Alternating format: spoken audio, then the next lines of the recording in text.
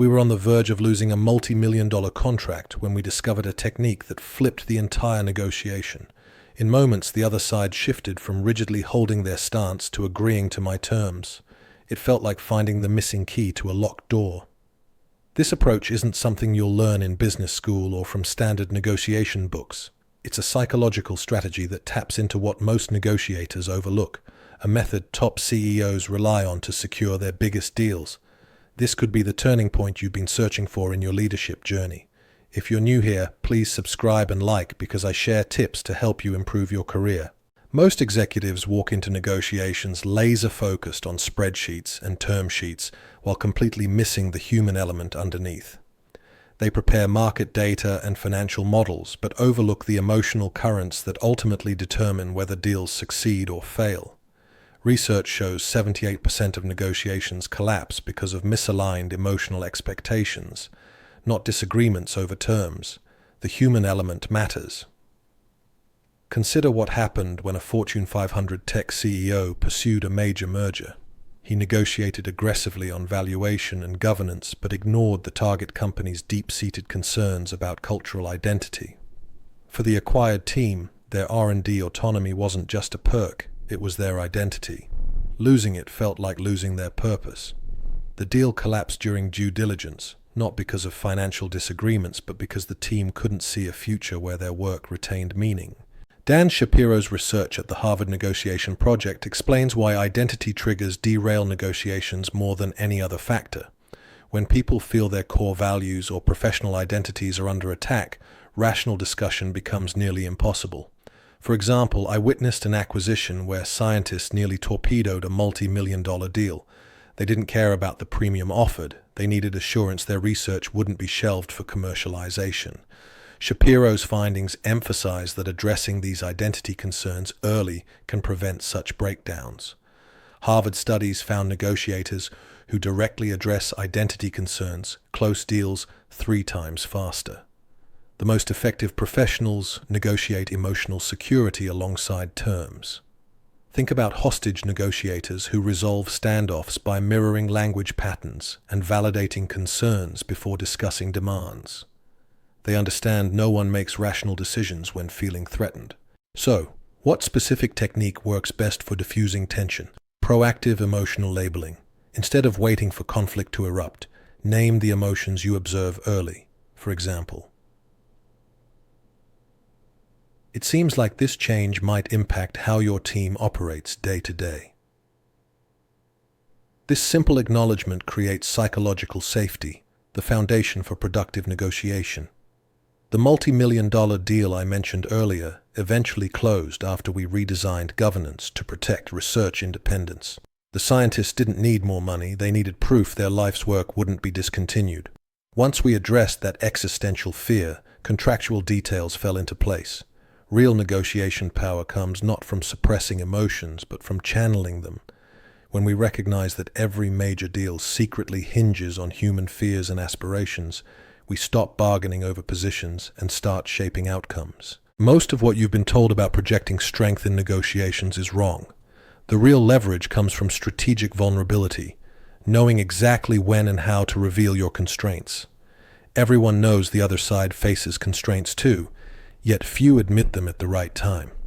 During Microsoft's $26 billion LinkedIn acquisition, both sides initially entered talks with rigid demands.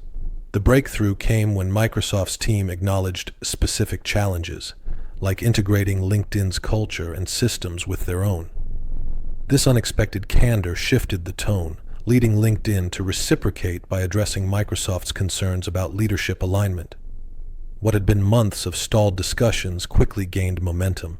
Chris Voss, the FBI's former lead hostage negotiator, has shown this approach works even in life-or-death scenarios. His research demonstrates that calculated vulnerability builds trust 40% faster than dominance tactics. For example, hostage takers lower their defenses when negotiators admit uncertainty. "I don't have all the answers yet," rather than asserting control. The same principle applies in boardrooms. When a tech startup disclosed its actual budget ceiling during a Series C funding round, investors didn't walk away. Instead, they proposed creative equity structures to bridge the gap. Reciprocity is the engine that makes vulnerability effective. Data from the London Business School reveals negotiators who give first, through information sharing or small concessions, secure 22% better terms overall. Think of it as a trust-building handshake. Silicon Valley investors often over-deliver on early-stage advice and introductions, creating unspoken obligations. Later, when they request favorable terms or board seats, founders feel compelled to reciprocate.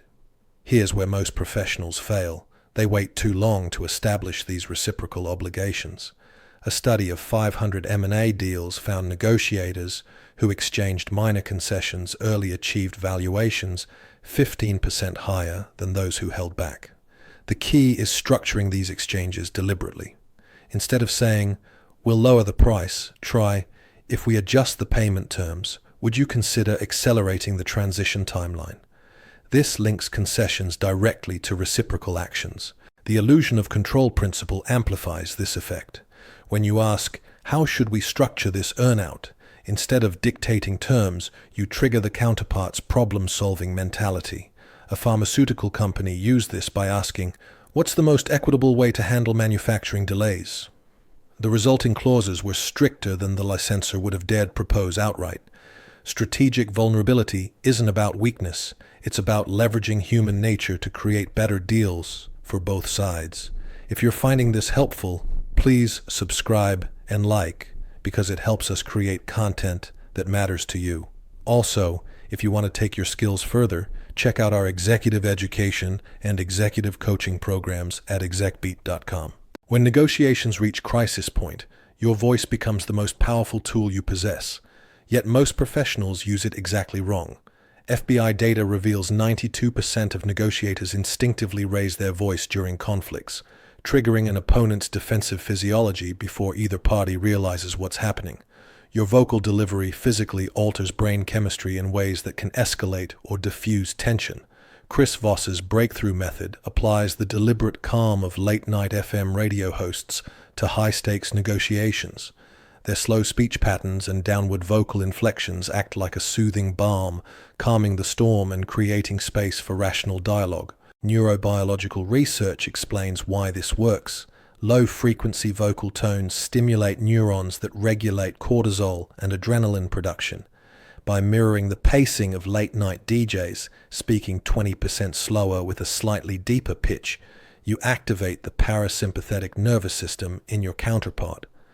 This physiological shift can lower heart rates by 10 to 15 beats per minute within 90 seconds.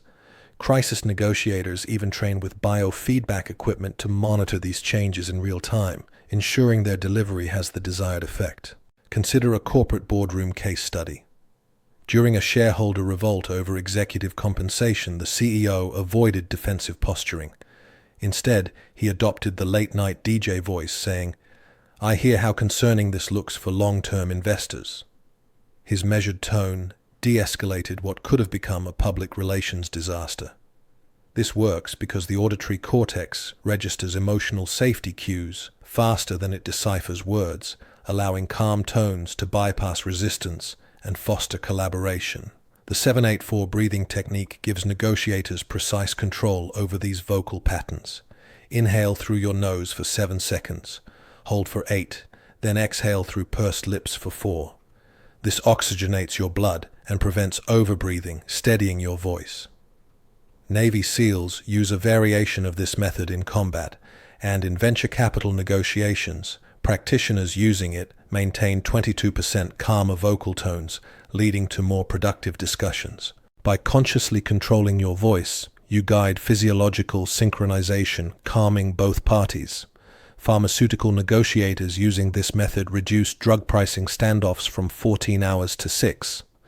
Next time tensions rise, drop your pitch slightly and pause between sentences. That small adjustment can transform adversaries into collaborators. The best negotiators build relationships that last long after the contract is signed. Every conversation shapes whether you'll be seen as a partner or a problem.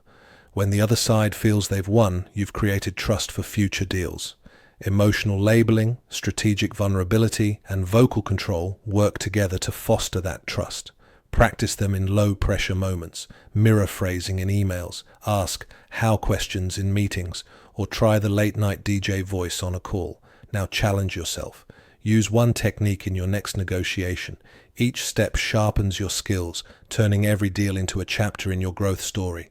Thanks for watching. Please subscribe and like because it helps us bring you more free videos. And if you're ready to grow your career, visit execbeat.com to learn about our executive education and coaching.